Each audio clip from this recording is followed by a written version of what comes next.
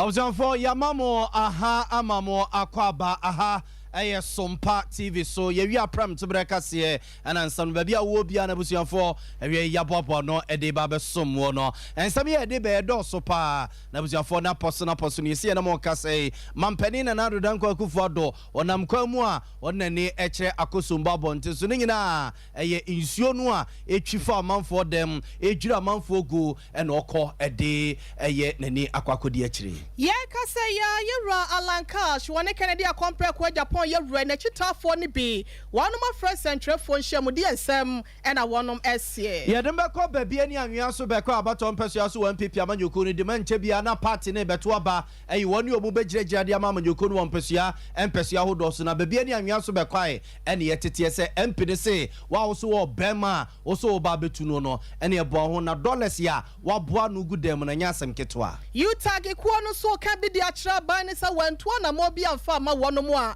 ene ye strike no wono de be hihye so biem ena bagusu a ye nhihye se enuanom omanya kidney yade omo dialysis ya mpempi omo kokoye no obeso so omasene nam so emba health minister buzianfo ede nsembi atudwa ede afa ho National Sports Authority director ya wono etua wonoma no nei was ensem debi ede akira afo no southwest abato mpeso ya sofo na wie ye be bia ni nyina mu ede akira mu abuzianfo we ni afoforo pi no ade akekese ne ne se kase aba bia wo bia no ewie ye ba na ye de aba beso mo ye mfa seda ema 21st clinic ye se siatica de enfo ni nkyere ba bia se 21st clinic na wo so ba tabita clinic so eba na diabetes ni prostate ya abuzianfo ema ne nyansa for ni kyere honom na doctor fo kukudamu a honom ne ye nhwe mizo ni 5G drink no ye gusu a ye nunum opa hode so no na de ye adwuma bia 5G ni ye kamfo de ama wo ena 3A Herbal Center ere 3 eco capsules abadwa so akoko de hyiase na tutu ase de free ni pedua no mo ena Sompa sika promo no the here so be for phone no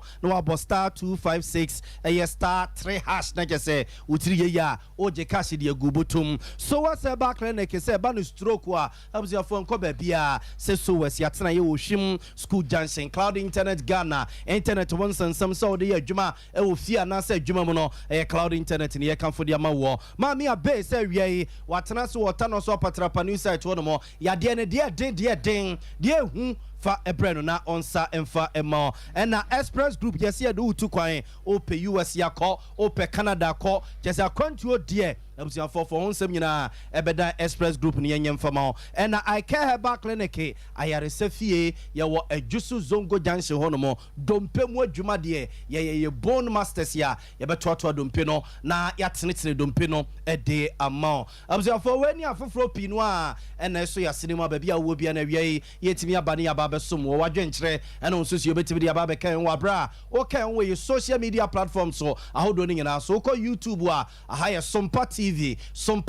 ene Sompa TV Ghana ye stream live or and na Facebook so no ye Sompa 93.1 FM Sompa 93.1 FM so no nsemi etwegu ho no adwenkyere no onsusu ye o de bia ho no ma ye gusu a ye beka se no ma na buzianfo ye bekenkan ede amamo medin ede nana ya obo amale bia boga wi amene ohene ire ma me akua ye boa esiama abuzianfo enye brain na fe nsam no yenkwai ne yenkotutu na srani abasa emfa emamo ye de mo hyase ede free man penny na nado danko akufo na tena ye se ne yemo ne mo sam free na wotwetwe mu no eba no a akosombo tade no ayema abuso ma se ne mo kase etwitwifo amanfo fie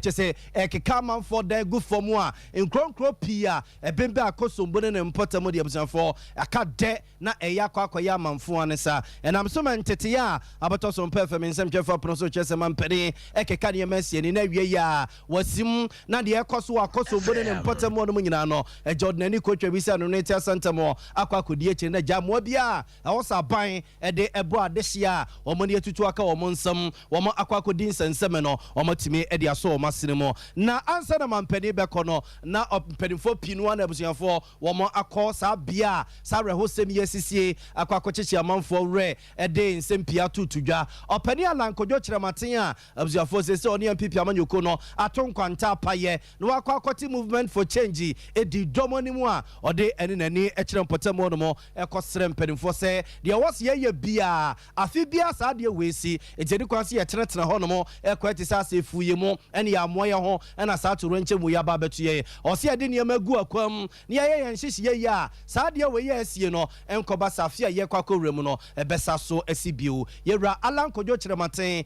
emre okopie pom ho no mo no ne nsem ode tu dwa kakra enie me tie no na mama dwense mentwen ama bibi ensi a afei na enyina mpedefo betutu na ase aba ntina me yese me amedi camera mehwe so me ba me chi kroma nyina. Now what has happened here? This is a very serious crisis. When piano way buying a clock crying, so Piad in the count here, Bomodian, if you say, I dare see what I say, no, idea, a very serious crisis, very serious situation. Now I say the money more serious, and they say, in so no, effort, not just still, not about now, say, one cry. Yeah, you walk over, you cry, be a savvy, hold the end to one. No, so no such as you, and very serious. Amsa fonti we yewra alanko jo chiremate kane so afo a no show my Ghana ye fidi nyuma ne dwade ho nsensem so a ene wate no ho akwakote afafranto movement for change ena okọ akosumbo ne mpotamo no mo a wo mo a eche se so he emfoni na etwegu TV ne so bi ho no mo a ne damu ne manyina nsu no e de continue bag ne ye twekọ ne mattress na omo etwe de ko ne sumye no ne ade na gese yesesa de ko a sese ba bi amanfo di omuti beto no edene ede ema wunum na yewra John Dramani Mahama eja mampani dada sese woye Franketufo edema NDC amanyuko no so no memenda ne kwasiada no wono so ekotena potamo no mo a na kese na ne ekoso honum no na ano den ono so de to mpanimfo anim se voter lake no ene adane ne potamo no no esutade ne bia mu asisie no ebe ya yentitim ne ma ba bi mu se be ya eso no kire so se de wa akosombo no so no mu bie na eba enko ese bia ebetwi dia kwakofo amanfo fie abubu amanfo dan ede agu mampani dada John Dramani Mahama wono so ne nsemu a wode to amanse anim ne estuary into the sea. We visited the Great Coast substation. It shut down because it's completely submerged. If you don't shut it down, it can cause major catastrophe. And then the mortuary at the hospital, which had about 300 bodies, they've had to ask all the people, the families, to come and take their bodies out because there's no power. The power has been shut off. And the mortuary is also standing in water. We saw the technical schools to Combutec. They have a new workshop. It's not all the equipment there. It's all standing in water. The three most affected constituencies are North, Central, and South Tong. And I think that the number of people have been displaced. Especially when we went to the hospital, you saw that the personnel have all been evacuated from their quarters and they are seeking shelter in a pavilion in the hospital. So they actually need support, they need help. Our understanding is that the water is not going to rise any further. From what we hear from the VRA engineer, he says they reach the peak of the spillage. So it means that it won't get worse. But it will take time to get better because it will take time for the water to recede and the place to become dry again. We've had unusually heavy rainfall in the northern part of the country. I was in the north last week and I noticed that the white water had reached its upper limit. And so all I was going to way a mampeni dada John Dramani Mahama yetene kewe amra no so akwakopi akosumbu ene ne mpotemu adesia omani etutu aka womansam no okono akwakochichi wo mu re no ene se enhyehyɛ aviare mpenim for de ato akwam no omo gidi wa rehemu se ewom se ebeche enko ene ne kire yade na so kakra nso no betwetwe ama adesia ne enya ba bi de omuti ato abzafo egusu a edi akire mampeni na nado danko akufo de nam kwamu a okọ akosumbu honomo okoduru honomo a yebefrato nsem bi ode betu dwa bia de bekoso bia no abuziafo ye hyemo bose ye bebremo ewo kase Yeah, two some no so dear mamma, and son, when you're toffia, this year you know, pre-bient and I'm swantano, and PP Amano Quono, Sabreka say a cat on a bro. Now one you know, a qua but was and I'm swantano. Any pedria where you want him sour, when I saw, say, and swomo, a real more bepre. Now what's me a guitar frank, come with your mamma, your corner, pim, you know, and a diono naimono, what's me aqua quanum, aqua dim kunim biem, and the ama amanyo quono. Now, a fair dica, but one more query, yeah, ama yaka say any penum, and a aka one more washer any musabo smia besime, neda yet also 9 November 4th, no, or besa aqua, but also be no aqua you or cry. Wobeti mi adi one more kind na efipi mi no aduonu na abato no watimi akodi ani mu wo mu na no e na aba beto dwa se enipa mi ense bia won wo ma won din no e hrai pa no ye wura alankash wono kra de se wo se wate ne ho e de afra manyoko nim afi ase central mahebedwani won monyafo akompre ko e Japan wono so ejira mu bi e na mampanya be de eche Dr. Mahmoud Bawumia wono so etuatua line na no e na chitafo binumu a na sen na wono so ani abresa krodom wo bontoa e de ama mampanya be de eche no wonom atimi atensem de na e de ama wonom camp no na enrada wonom kwatenkwati a e yewura alankash woni akompre ko Japan yewura yi wachitafo bi akwakoye nsentrefo nhwemu ama ensemu a wonom de ba no ene se wonom atupia fajan e de afri yewura alankash ene Kennedy akompre ko Japan yewura yakache wonom nyina ekoto achitaye no e de ama yewura Mahmoud Bawumia sebeya obetimi akwakodi mampanyin ama niema atotoye yenko na sede na enhwamudie na se niema siko no yenko tie bi ne ensamra yachi but me hunu say sabe yakoko yanim na yinyina fa na minimu die nka alai betimi de omano akosie ena ono so sabe ono na okonoko ena osu wontimi nkobi ontimi nkobiam na wasan dia sabe bofo a ye dina ya watu aka ama wati ahwe mi a me kwa akogya na me de nti me tra se dwene ho yie ehunu se ese dikamfo aka no me tra se na me yimu ba me nya bofra e wo politics mu ana se bi obi a kire me kwan a me mfa so me ama di politics ya ni mu yie sabe metia say metima ka say year to abama bushi 1969 itubi sabe na me 15 years me yakola bia me ko register bi eto aba ndi aba to onye na me to aba since 1969 up pemo ne ya me de tie say nti me dwena ho no me hunu say no esa me ne me dom ya me ka bi kire omo tie nyina no ye san yachi na ye ko bi omampanyina ba di akire Alhaji Bawumia Abusia de odi domani mekasa ya yatini ni eye doctor anase Owura Dauda Afriye wa ye first vice chairman edema offense no for baton pesia so NPP amanyoko ni mo ena ye kotie no na ne de no echi no ena panyi bi e friend se aye Ado Aziz dodo na e friend Kennedy ba wono so ejinsemo ekasa ye edeto ma amansa kire hia e wose sabre ya ye kasa no ene be nyina konkan e ma Dr. Mahmoud Bawumia wotimi e be ye mampanyin essential for in the Matum South Frame and then we motive in car then you be as Abdulaziz Ismail Kamai Matadis Nasa Yina Yasha the airfare Akunyana Ato and the Belgium. So beginning I decided say and car a Kennedy here. That was everything in Kobon. But and I share the ACR and then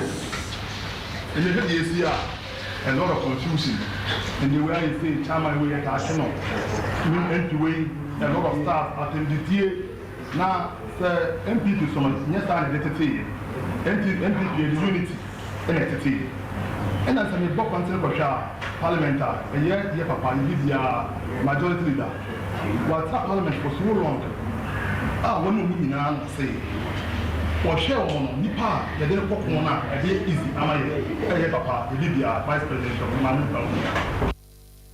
Kennedy Ediba and our share a compre kwa Japan t-shirt kama ya wade kwa tre anaso wade kwa tre ye e wan centre phone share munase na wase wono de wagyan wane dom e na ekonte no obi amoa na Dr. Mamumba Omia want make and phone so Frank emo e fama MPP amanyoko no abuzafo ye to aso yeguso ademo gina MPP amanyoko na tena ye na emonimsem se party ne ya hobo akwakoto oba ayi pani a obehim Frank ade amanyoko na di party ne nim do makọ 2024 elections no na eno no beba so odonfo ya domu a November bosom ya ye kwakoramo ne da etoso na omu wie ya na kese January ene ni February ne March no na party ne sa so ba beboa no mo ho akwakoto oba akoyi wo mu a ombegina wo mpesua hodo so ama MPP amanyuko na sa ba no a wo mo lezi wo butu amiem akwakoto no ena do ne che ba bia ne anwa so bekwa abato mpesua so a emrase adwani a owo mrase adwafiem de ma desi a e wo mpotamo no mo ye ono obo Alfred Obemboatin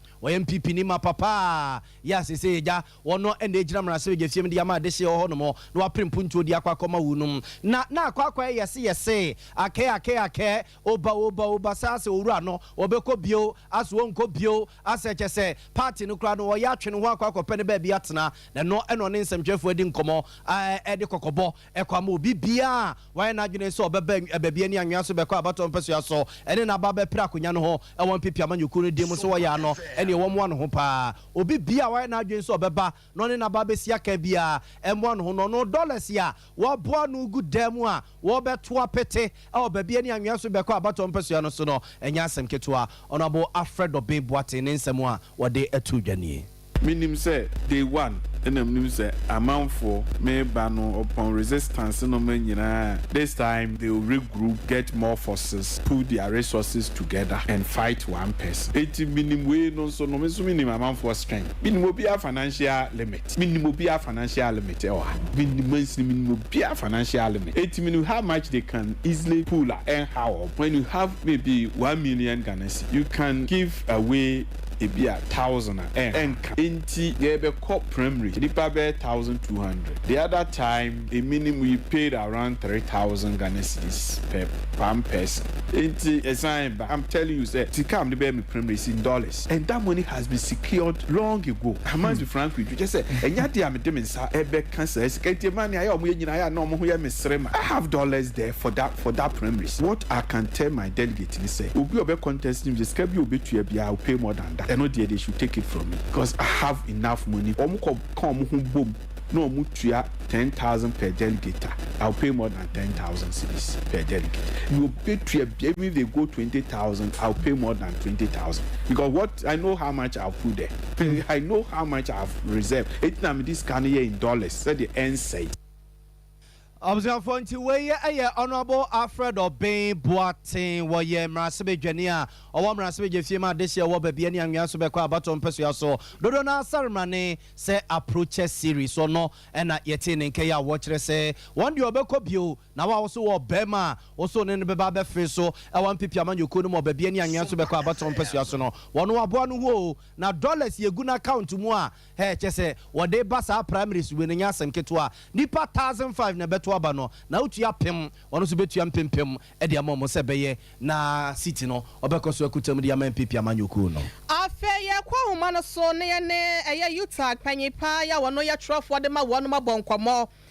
Dr. Elias Momuni na asemo ene ne betwetwe ho nkomo na yetia wa ne nyina no ene say University Teachers Association of Ghana ya ye twa ne tia e friend utag no wono mababonten e de kokobo e ma ban no se wonim na wantoto ne niema ye na wonom book and research allowance bia wasa wadema wonom no wonom ensan ka se pememende de yanim ya no October bosome de to so aduonu baako ene strike ebiem again wonom esa de behihye so asebwenti ye kwone ene Dr. Elias Bumuni abo eho enkomo dok wadaro multimin kan wie ye mo aham akwaba eba Sompa TV so me jeso doc na pom ti sen na mo na mo so Nyankopon adaroma ene Sompa ne akatua penti ye ho ye pa na doc ye misa o ebuku dia yate ase ye ne yetiefo nyina si akasa research allowance nso so a egumu enkrankra bebere emu dia wo hen ena mo ka ho asem sesie yi me da mo ase ene mutiefo nyina ansana mesha se no pese me misre listeners no say me twini se da papa nti me pa cho betimi dia frafra ma yen me da sepa on say in every university bia ye we adwuma miansa adwuma ba ku ye say yen kyerɛ ade me eto so me ne ye say yen research yen nhwem na eto so miansa ye say yen community service nti wo hwɛ te say ye communicate ya release no ya bo nema be 10 isa 10 no efa flooding ho efa attack their freedom efa conflict efa constitution efa research fund any ni ekeka ho ni nyina ye community service a yen as a kuo no yenim say ye mra ema yen say yetimi boa oman no na yetimi kɔ nenim enti wo hwɛ to say research component a will be sana research no dey won't be now every January ekopim December as in say yet to say 12 months calendar period no wa we a kyerɛ for any university bi here say we be nhwehwem we are accountant to say accounting and finance area no we betimi aye nhwehwem to say sisi aban ni IMF ni pension schemes no your problems you see you bet me aye bibi enfa flooding you bet me aye bibi enfa to say akusumbo dam spillage no ana highway ana to say eduano ho asem nti research no dey e won bebre na afibia yen na yebe di abanim aye research ansana abantimi yaka eno na ye friend no book and research allowance no nti kyerɛ sɛ ansa na metimi akyerɛ ade no te sɛ me koyɛ nhwehwem ahwɛ nneɛma a ɛkɔ so ɛwɔ wiase onom nyinaa na yɛaka bom into a booklet and a handout na ɛde akɔ kyerɛ students no ɛyɛ research baako ɛna research na ɛtɔ so mmienu sɛ yɛbɛyɛ nhwehwɛmu no ayɛ publication to say book, to say a journal article, to say a book chapter, and in the account. And say no, to say ye be kaya ye publication and sana abain letria hoka. But on say afibia to say ye dede and sana abain to mitria yaka. Ye nim the enti. We dey a can ye conditions of service no hunti. We here say ye be dede ye be kana amansa nyina beti anka ansa na obetu aka nanso yenim de ente yenim say aban ne anasesia de nema enhye da nkoye papa nte yenso so yempese yete say yetrim dinfo na ba wo hwa em say December be 2 months na the year is coming to an end na aban de he doesn't really want to listen to us. And so that has been one of the major problems that we've had.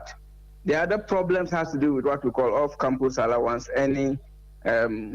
vehicle maintenance. And say we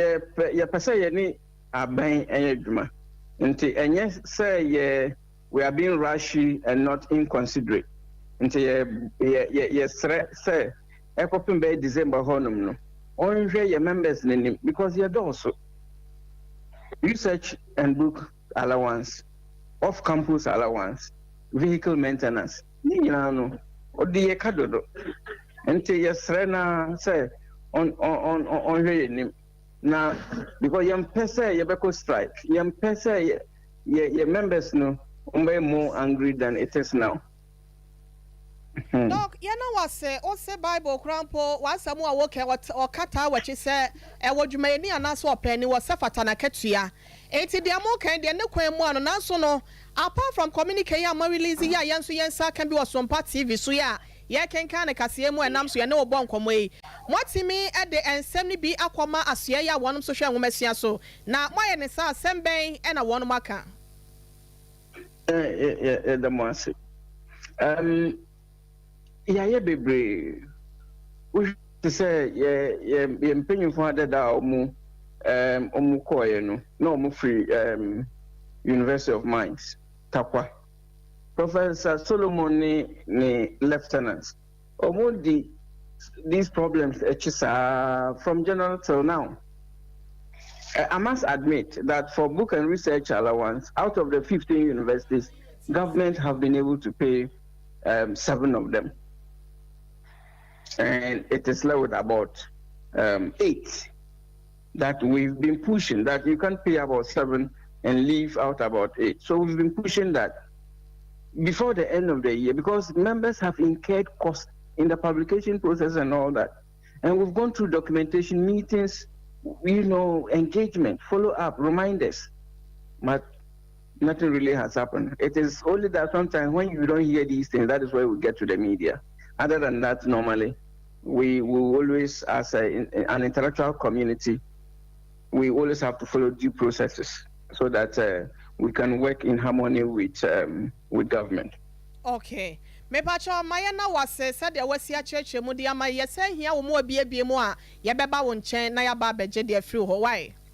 me da sepa yes so ya da wase panyimfo ne atiefo adofo ya mu tie panyi ya ne kasa ye wono ene national secretary edema yuta ko no Dr. Elias Mumuni ene ni din ya to so na ya demo akomfinsin mantem na emrasebe dwani owo emrasebe dwafie ma dehia ewo commander edina eguafo ebrem KEA abaton pesua so honorable Samuel Atamels na eja ankafo prisons ewo honum yese senior officers ne bia omotena eye adwuma na gise insuo muna se ya pa also omosese omunkuku na omunkeka nyina afiri wo no mo if ze dan no enchansi egusu nyina anwu no enti so gusu se ya kridemu a omunkrata nyina abefo enti kese bia omote eye adwuma na de ma wunum na nanu ada na DDP eye Eric Ansa enua waba besom se Central Regional Prisons Commander ja womo eya kwankwaja som dia mo rei e no moton sade frem rase adwani se wom rei na ofuna no mo nyamo metachire na no woko no na wadi kan ama carpenterfo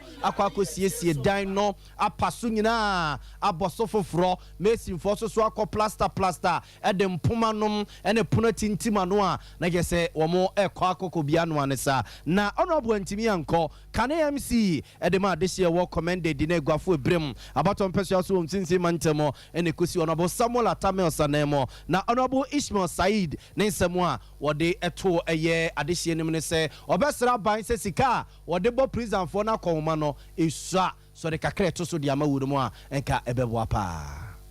Prison scares a lot of people, but within this short time of cooperation between the prison and my office, I have learned prison is not just another place, but the second home to everyone. Prison is a place of reform. I urge everyone to assist in the reformation of others assisted in various detention facilities across the country. It's unfortunate they found themselves here or there. I just learned the feeding ratio is spread at 80 pesos per inmate. This simply means 60 pesos in the morning, 60 pesos in the afternoon, and 60 pesos in the evening. That's how for Ghanaians to add voices together to call on the government to see the detention facilities as not an avenue for punishment anymore, but a place of reformation.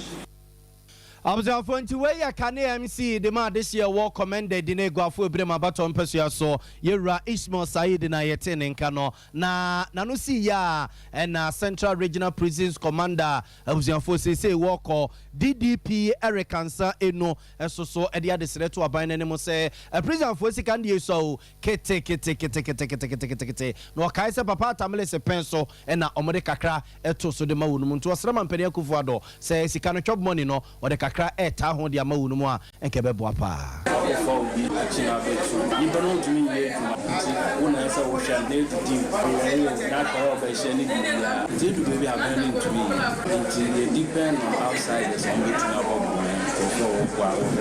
especially church groups mobile no more church. This is something we do. It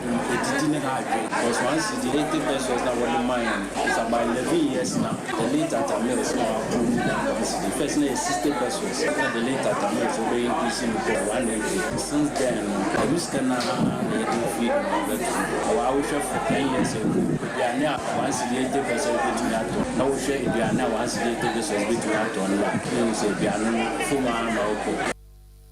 I was going to weigh a DDP Eric Ansa enu wono and a Central Regional Prisons Commander say Ufru Honum and Odesan somewhere to Jan and Wetri or Penny or Casadema prison a Jumano I want 50 months Musuno Enya Daje Ebo and moi if Fremre Santini and Rasi Janino at the Adum Wunum a war a prisons honum. Me addition Ushe Hanma Abodias Kosuro. Any abodias a chrome you know a cabum and cram you know I abodias a cosiro honor a woman who call me papa Nufuna who shed the I was for Yansi a PR, you could see PR. On Hannah because maybe an entry from 20 minutes. And you hear a street lights here, or not the street lights on my. Niakasakasani and officers in the corner of my. And was I here? And you say, there was some security issues here, and we have discussed already. They are not yet to be found.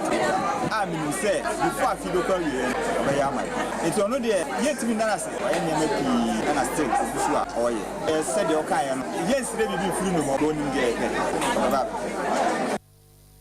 I was on to weigh a penny or Casadema prison a German woman 50 Montemo a year Supu Zenel Vincent and Yetino and Kane. I was for a bad die home Kakrabana and Sunny Becono, Yan Fasadama 21st Clinic, Cosian Canchera Mosesiatica, into the new free Sicianum, at the foul Tonase, at the foul Slim de Cosu Nankokum, at the foul Nankokum moi, at the Cofor Nantu de Cosu Namponosono, at Toda Timetri Chuamu on moi, I cannot to one more or Jenna Wenya. I was for your 21st clinic in your comfort the ama war has yatica dear ye war a one him before doctors nurses if you dear ni nura ye de ebituasie a day ama war kumasia washa overseas dancing one wa alpha radio in chen ye war and oboase cancel quarter so obehuyen and Accra domi market one more and sunyan and cransa techiman so obehuyen frayen 05403 11311 0540 311 311 na any ninkomo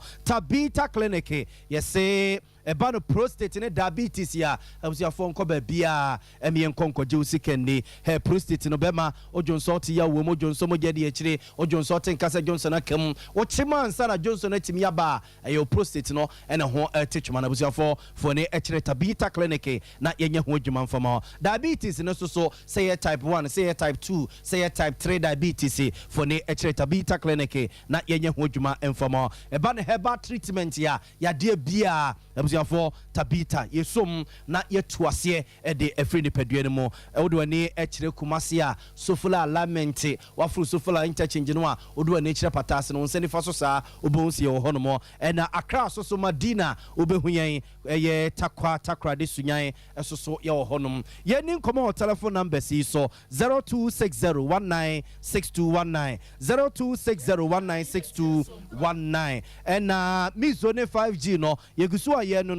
mizo no ye wedding wo ye party hey occasion bia o birthday party na dore na wo ye no o pe drink here o be serve na te wanim na hye wanim onyam a eh mizo ne ye kamfo de ama wo na 5G no ma energy soronko am watimi de ye adwuma bia bi 5G na ye kamfo de ama wo no o do ne chia so mpasi e bia mu a abuzafo benya bia to o fre 0246 2702 0246 270221 ya no edin komo 3A Herbal Center and the 3A co capsules abegwa so Coco Master and the 3A co capsules so Coco nti the bia wani so yo hene Coco nti the bia na chese usisi ya opegya mu a ukam bobranom ni sa abzafo ye 3A co capsules so Coco Master et se dia kra no Coco no ase betu dia free ne pedua no mo the bia Coco nti wo dia ye mu atim kope ye 3A co capsules ne bi enonom food and drugs authority mpedifo agiatum enya na eudwa so calling Agdani Herbal Missy Abani Apedankene pharmacy shops the drug stores awdo nyina abusafo benye biato 0546 1071 070546 107107 and a Sompa Sika promotion abusafo ye ginam for ne sisia na ebo star 256 star 3 hash na chese yegusu aye beka se de ma wo no he wutie TV wo hwe radio no say Sompa Kumasi a no wa select say Sompa Nkransa no wa select Sompa Sunyane a no wa select utiri ya yen sori kase yesu na ye say wudi be 250 Ghana and say 300 Ghana and say 500 Ghana na ja wudi akwa weekend na say bia wudi akola nche wie enti wudi for phone no na ebo star 256 star 3 hash na just say saying oh baby disika national lotteries for one more ensa shesa akrade we asepa abza for that kasi gina we so na ya dai ho akoko penso bi abobo abayeba ensam ne pia ka akire ye tete se petrol bo so babete ifri ene ekui na de na ama na akwa sa abza for ye na ye homra ye ba bechirim e de amamo 21st clinic aye sciatica expert sciatica no o nerves na wo to ase na fa wo siremu na fa wo nansia besi ase ho no se ho techema eno ene ye fa ne sciatica na etimi bubu o to ase ka wo se dwe wo sirem wo je ho ba bi a enye na eno na 21st clinic ba ye adwuma pa wo mu ye ntia baso bo magine wo Ghana ha ene amono ne enyasem ketewa Womuji international awards ahodo womuji local awards ahodo na anu nso na womu be the only sciatica research and treatment center in Africa bibrim hano ebi ni baby a gise 21st clinic nkoa womu de bibidro ene besa o yare no masa de machine aka ho eya yare sabia yare bia wutimi de ko ne mama de ba ko a woma gidi womu pa no eye sciatica ena stroke nso de kwa diabetes ne hypertension ne ade Ghana ha baby a womu ho 0540 311 311 0540 311 311. There's a 21st clinic. One way sciatica expert. Honorable members, order. Mr. President, on my morning in our ATL. Run.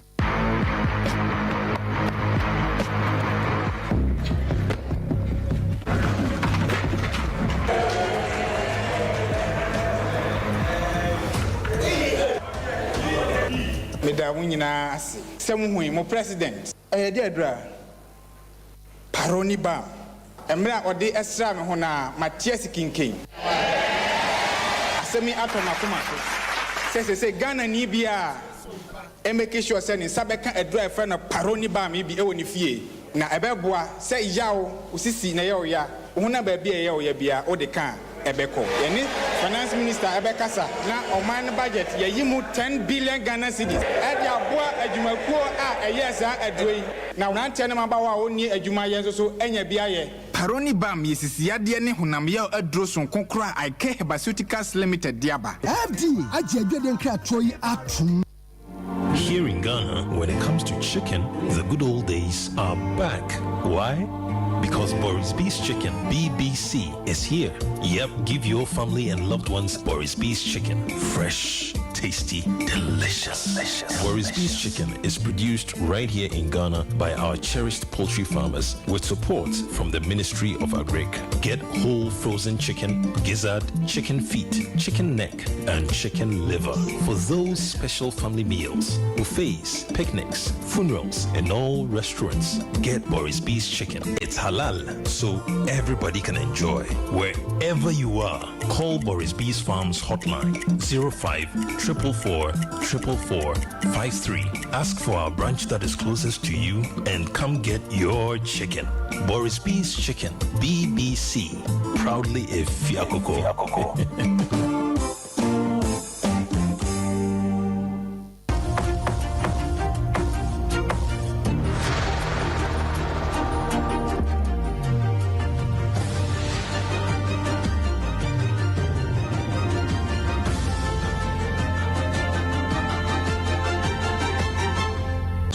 TV Emma Aketiapa.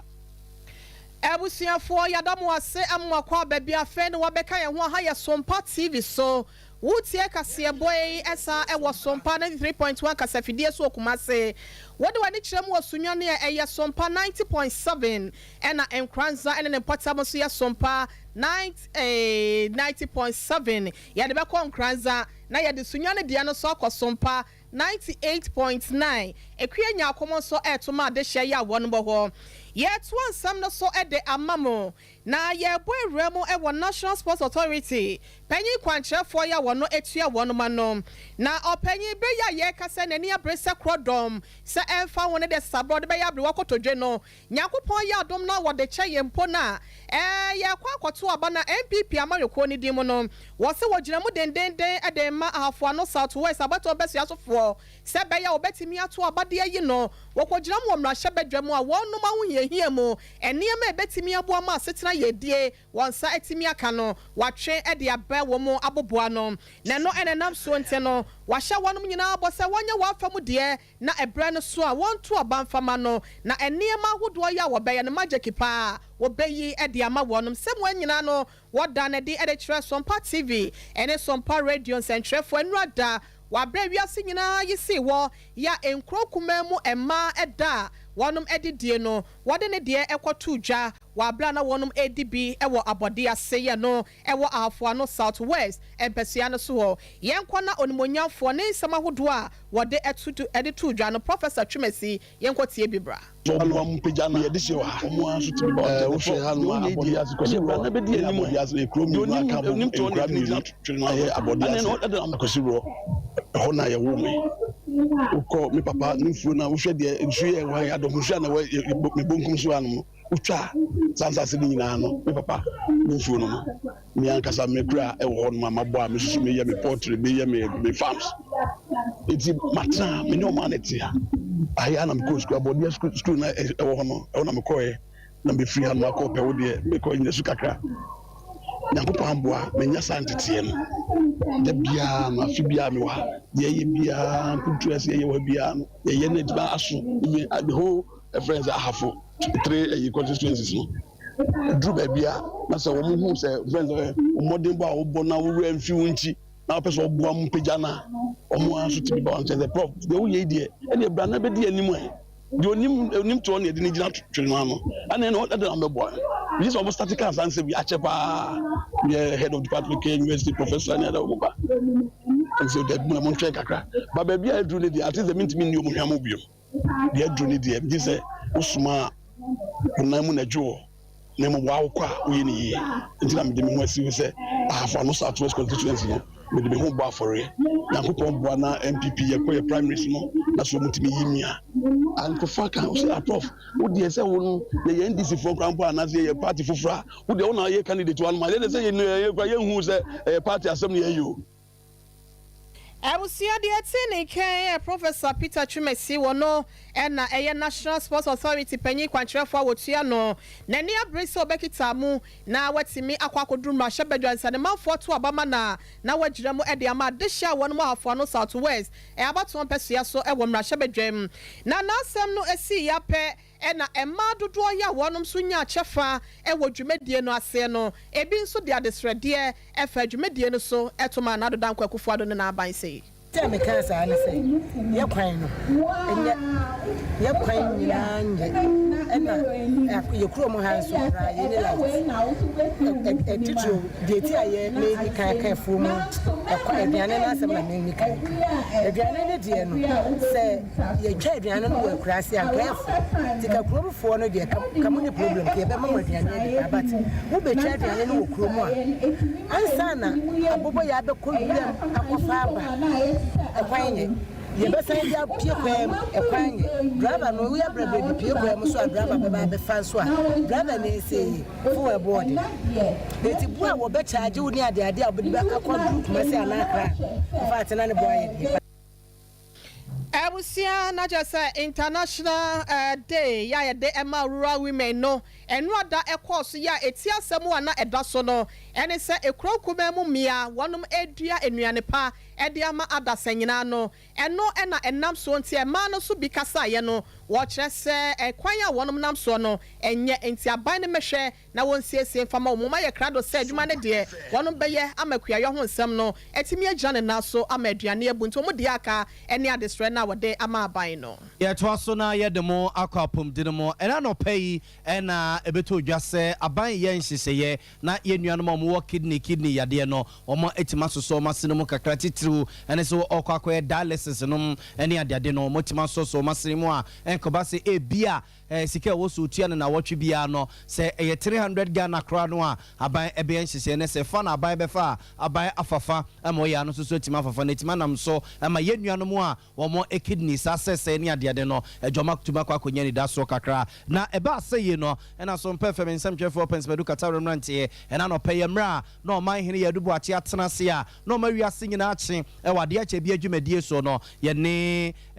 se Obed Nana Kwame Ansongwa ono so kidney yadie owo bie ni kidney saseye na brano no dialysis na okoye ansa na so betima tena se didi kura no mo a watimi atena se ne di nkomo na oye se nyamyenum nie asetena mo de man pa ewom so oye teacher ni die na so esanse ne kidneys no enya adwumenti no ahwode anan ka wo se bia wonya kura no edigina blackboard anim kire nkwada de no eni hono mo saa ogina okakra bia na je se bre eba watena so a na je se bre no na eba na ne tibia owo mu ntino ama ne yere so no ntimi nya no hono mo enko ba bia fisi oja no ho ene se bia bibi beto no wabra wo kɔ no akwakɔ ebefo nti ama asetene mo aye den edi amano a o sra no mo besre se saban so o masene mu a ebeboa ama mo so mo nkwana no o matimi edi kakra akɔ mo anim me 370 cities. I'm able to currently there 450 cities per session. And a session I saw within a week. I saw 400 per 450. Constant. This kind of what they are. All my people say I'm one so person wanting, no person want there. I do 3 times a week. Say be abanya wanting as a normal person. As a scale on our culture. No so effect on feel say they open on every session biano 450 means I make on 2 times a week because can you okay Ghana and see and so what you know I so over panier kidney no and this no moja but in France there's no way a kidney become our blood so over artificial panier as one moja and so back could be a while so about 2 per session 10 to 300 per session every can't can one panier 900 900 we are what's our panier 300 into a week you know we 1,200 and so what you are that no because I will say because the say yes dollars we are because of none of financial problems you know according to report of my man was see and say almost high blood pressure we have so by 22 no and I may call can say we have so to a so drugs so but honestly speaking drugs may no na for sure and can continue no matter yes the doctor kind there but me no me na be checking who's be no for that now continue and me 40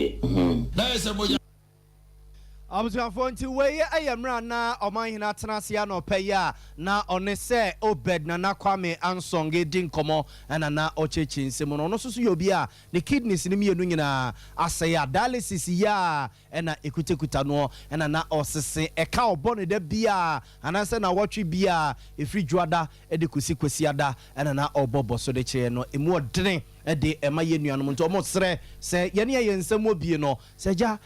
etimi koba na yakai wo no kakra na nyo mope na sa yade we ababetena o so sa no afe yenko eye Nana Kwadwo Amoakwa ya wono etoso enum enchen waya ohimpo de ma de hye ya won mo aguna dunkwa Nana enede ade srede ede ma bansa da Roma okita den semakura ne atechede wonche sebe ya wonom so makwan bia ehon sam no enhye dankoye no aban mehwe na wontimi siesie mfama wonom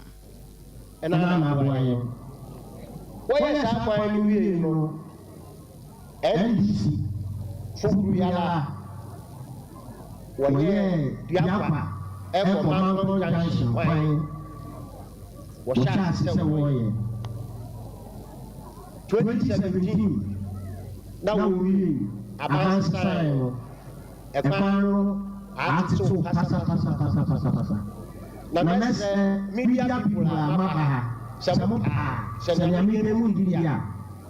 aya mo ko papa no so na wonke afei uni saba ni fuwa jekwan elena lu ya ya kan o fi se duru ba bia kwa e ko saba me abuna sana miko me akyɛnse na adeɛ nka hɔ ɔhɔ no wɔn nso wɔn topa. Ebusia eni ayekoti ye eye aguna dunkwa ohene nana kwadwo amwakwaya wono etoso 9 anase enum na wo chese suadro ekọ achim dan ekwan no atetia apro apansamte no epanyimfo me se be ya twentwe ho nsam no ebetimi akoso tote e de amana de hye na ye kwa ama no so ne ani opani Samson ade akwa kodin komabuzianfo okọ Chamber of Petroleum Consumers abuzianfo wo ye senior research fellow ho ye tete se efi enekwe ye be hu se ye petrol ne ye diesel bo no etete de ba form kakra na amanfo busa se e de asem na asie ye no ntina e mana kwa akobasa ye ne nkodin komo na ja petrol ne wo yere ho dwadie wa bene mo wonche chire mo opani wo tie nka wie ye mo ha e mo akwa aba o pejo so mechime di se wo ho ye me ho ye pa na mo so so erade adom ye so so ye ho ye pa eja wa akwa enim difo e wo oyere ho dwadie no me ye mu sei de asam na asie nti a ye tete se free na ekwe ye se ye petrol ne ye diesel bo no e betete di aba form kakran yo ma mentia ye otiefo awie na mentia santeman ye hwe ni mu se ye the second pricing window for the month of October e sha ase na no kosia da no enne inkosi na nwuma de na omo a ye omo fa ngu no omo ton mo old stock na say omo kofa bae no omo ton na sesa de omo kofa ba no ebo no so bete ye ha ni say ye petrol ebo no so bete by 3% na diesel so ebo no so ate by 5% na inframaja LPG gas so no eno so ebo no so ate by 5%. Enti ebia ye hu se se bia me ko filling stations ibi na makwa akoto me petrol ebia na mi hu se 3% no aba but ebia free chine ko de ye be hu so ma start so yes if it's not kono say the omkofa bayra moto no enu da so gumu se atebo so kra je se no asa nti no san wi a the new one na be fa ba no enu na this new price ni ba wo beton nti yeah the reduction across board no free echina and I say na nwumre some stations ni go ma running time kra de na nwumre e betima hu say oba change obo board no a bo no so ate na Mr. Day we no ebeto aso amanacha na sa reduction yi ebia ebeto aso kakra ana say ya danko dada day aba form kakra ne bi echina na the next pricing window no na say baby pega it say mo poduboni ehwe petete kremu a ebetete aba form ache bia be the next 1 month the next 2 months here we enemy ebeye din say ebetimi agina ho acha kakra because wo hwa de ma ayente so yi ba yi eye niam mienu de din kan say adwaman so bo no yate ebo no so ukọ international market a yate petrol so by 13% and diesel by 16% and LPG gas by 9.67% and after so see no so ahoɔden na pagya nem kakra over the last 2 weeks no enti saa sika dodo a omom kokra ba no sesa bebre see no de kɔje dollar kakra bi no enam sɛ see na ahoɔden na pagya kakra na ma saa eno so eswati a omom ka bebre but abia if international geopolitics ema world market price no cost no ye bompa say enkosi say o hwe ntokwa ekoso Israel ni Palestinian fontem na say Iran and Saudi Arabia enka say Palestinian fon ye kremoso for mine ye si omunti ye de ho kodomo mo okay so mka so mo dom ho domo mo ade o betima ye ma ewiase ebe kan ye say petrol mo de be adwaman so no o meti so because Saudi Arabia ewiase no mo na de kase ba na Russia na Iran it is omuka so mo tiso a ho na be ma fa ngo bo be shuwa kwasoro enti eno ya de a ye pompa ye helu say emba na yesi de no so no ye be ha say bronya ye kodi bronya ye fa ne ma ba na ne ma no ona mpa so mo ton ni ma bronya no mo fa November enti November ye wura mu no the demand for dollar no be ye kese say ye ntimi asoso anu ye na demand for dollar no ye kese a wa nhwe ya na ma si na ho nya say jija ejija dia na petrol bo no be sa akosoro kase pa chen say de yete so no sa ni ma mi we eni say bia de ebetimi ahwe ni aye niye na kofa ma especially seed no the demand for dollar na ye de ko bronya ni ma ba no eno dia ban betimi then access ho aye bibi no ye ade e wo within aban control okay and sa Israel ni Palestine to kwa ni wiase de de e mpa ni bobo se eno de ye ni sutumi ba e de twa bompa na e be konko ho na enko tekisa side no ema ye Iran ne ye Saudi Arabia mo fo mo ko jimna o mo nkate down supply yo opani ya da se pa ne sa nkyeremu we ya wo de amaye mpa bo no ane ye bebo Israel for ntokwa de se eba ne se de se ne bewu nti mpa ye no ane ye de beta kire eje we de me na wase bibia ne susu e be sa ba wo nche bio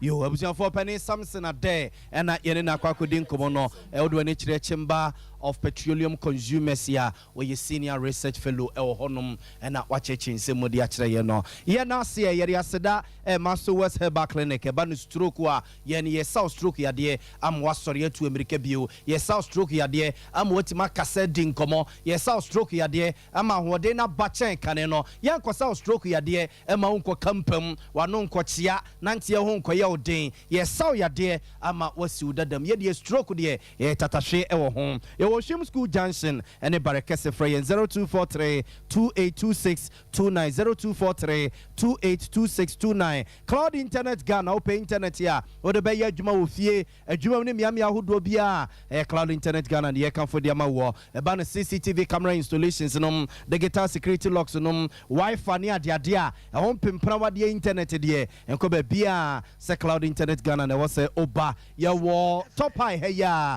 opposite Love FM a dino kuma uma rural bank go mne hone ye wo fra 0244601933 0244601933 ewie ma me abe wo se watena se yade no de hu ene de den no a ye se de yade bi wo no ma yato ama hunhu mo yato ama osunsum ne ade no wo se bra ne ne meto nchia no nkyerɛ se aduro ho yankase bi duro ya ye de suru wisa fo mi sa hwentia ene akekedo kakra de awo no ena ma me abe wo de tu yade na se de ama wo eno ti sickle cell no a epiefu ho no na amanfo se akwada no wo ye nsuo ba na wo ye bosom ba ne ade no fa ne koma ma me abe obetu yade na se abroso na wotwe mienu de obonsa oba no na okeka na ekosoro pa ta no so patrapa new site na ma me abe wo frɛ no 0243 345392 0243 345392 Express Group yademo etukwa kwa brochire opesa oko Canada opesa oko US opesa oko UK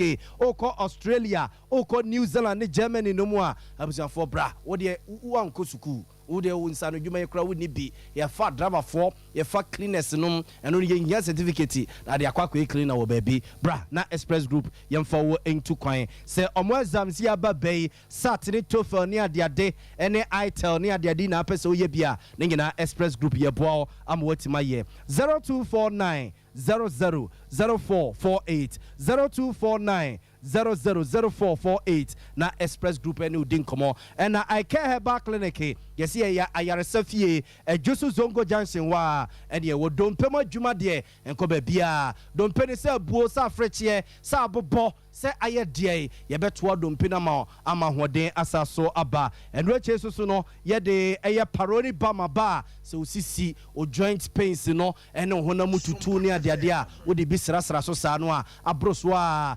simakra ma na ahoden no eba ene ye de hepatitis so abadwa so a ene no biabia wuntiri no mo ama moja ne timi dia fusa ne ye ma de bia no wa ye fresh na ahoden wo ho na okobasa se ye pressure no ne ade na wo so a ebo pa Food and Drugs Authority mpeni for jiwono matum eno nti enye na omundro no enye na udwa so kra from mo ewo 0530 721 165 0530 721 165 na ene I Care Herbal phone nkomo ye de kase no asi ye ne so mawie na ya bo amalebi aboga wie me ne ohine ire ma me ekua ye boa asia mayada mo ase ya sorry so eya Sompa nkomo bola extra large so for ma me play me ni akasa na enne de ahofe ne de wo bo minim se odi ne birthday o na ni ko mun kanka yi wo ko sesa ne hini kanka na ene wa fan kan show you're looking sweet baby she's looking sweet when your school fees what obi na smart bra and near be con can't me so obi anya ready no what years of mommy premier near mesa papa bia busia young quite no me for nedjana please for more airport run about in your press run in the dome yadam was a papa ye chiamo mo for some pen niagro yes ya for mu niagro yakopon koso anhiramo no mo ho ban e wo mudwumade mo wante unipeduase a wote